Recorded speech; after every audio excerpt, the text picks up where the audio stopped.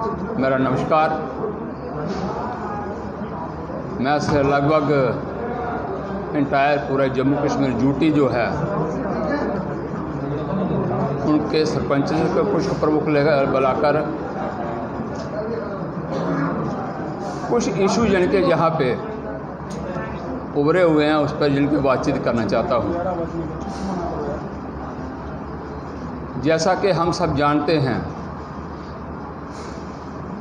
कि केंद्र सरकार की ओर से गत पिछले वर्ष 80,000 करोड़ रुपए का पैकेज जम्मू कश्मीर के विकास के लिए, जम्मू कश्मीर की जनता के लिए और हर प्रकार की समस्याओं का निदान करने के लिए आदरणीय नरेंद्र भाई मोदी जी के नेतृत्व में दिया गया। इस वर्ष भी 1,08,000 करोड़ रुपए का पैकेज जम्मू की भलाई के लिए दिया गया है। लेकिन दुर्भाग्य से मैं कह सकता हूं कि जिस प्रकार जम्मू में सेक्रेटेरिएट में, सचिवालय में हमारे ब्यूरोक्रेट्स बैठे हुए हैं, जिस प्रकार उन्हें कार्य करना चाहिए, अगर केंद्र सरकार पूरी तरह जम्मू के लिए खजाने खोल कर रखी हुई है तो उन सब विषयों को पूरा करने का प्रयास करें। इशू एक नहीं अनेक हैं, उनको सॉर्ट आउट करना, उनका सलूशन ढूंढना ये इनका ड्यूटी बनता है, इनका कर्तव्य बनता है।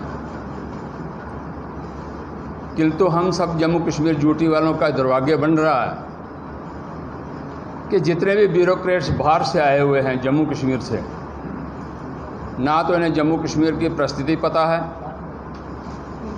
जम्मू कश्मीर के लोकेशन का पता है, ना जम्मू कश्मीर की जनता के बारे में इन्हें कोई यानी कि हमदर्दी है।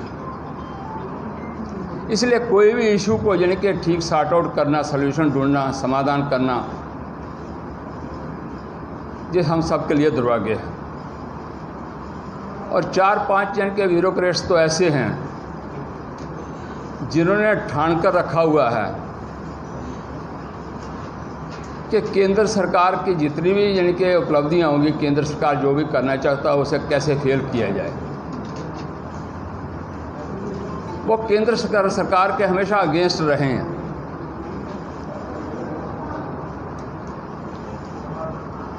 बहुत सारी चीज़ें जो हैं हमारे एलजी नए आए हैं, 5-6 महीने हो गया है, उनको मालूम नहीं है।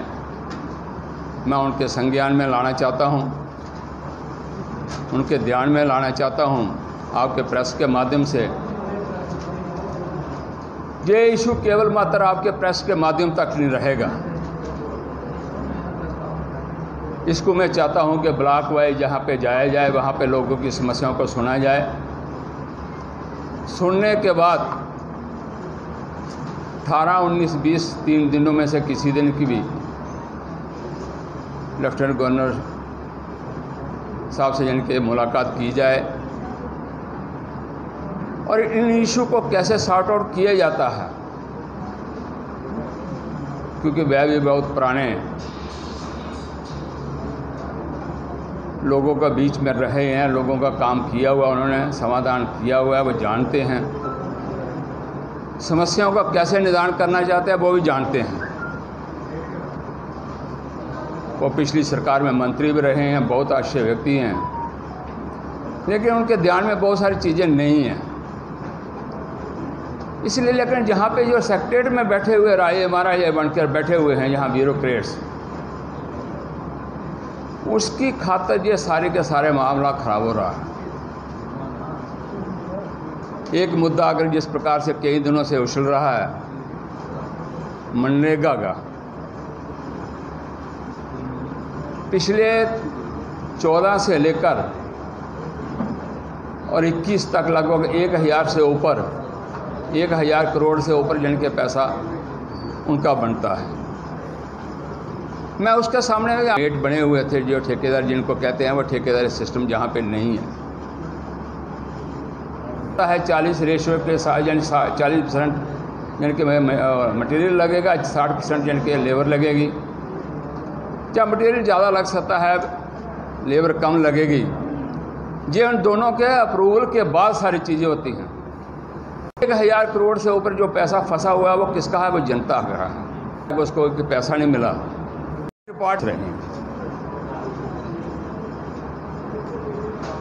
ये केवल मात्र जम्मू नहीं, कश्मीर में भी वैसा ही हाल है। इसलिए मैंने कहा एंटायर जम्मू और कश्मीर की बात कर रहा हूँ, जहाँ जात पात की बात नहीं हो रही, जहाँ जातिवाद की बात तो नहीं हो रही, जहाँ क्षेत्रवाद की कोई बात नहीं हो रही। हम चाहते हैं पूरा जम्मू कश्मीर यूटी जो है वो डेवलप हो, और अच्छी तरह डेवलप हो सकती है। ब्लॉक को कहा गया था 68 बंकर जो है वो बनाने हैं। ब्लॉक में एजेंसी के थ्रू यानी कि बनवाए गए, ठेकेदार द्वारा बनाए गए, लेकिन फाइनेंस सेक्रेटरी ए के मेहता साहब ने उसे रोक दिया।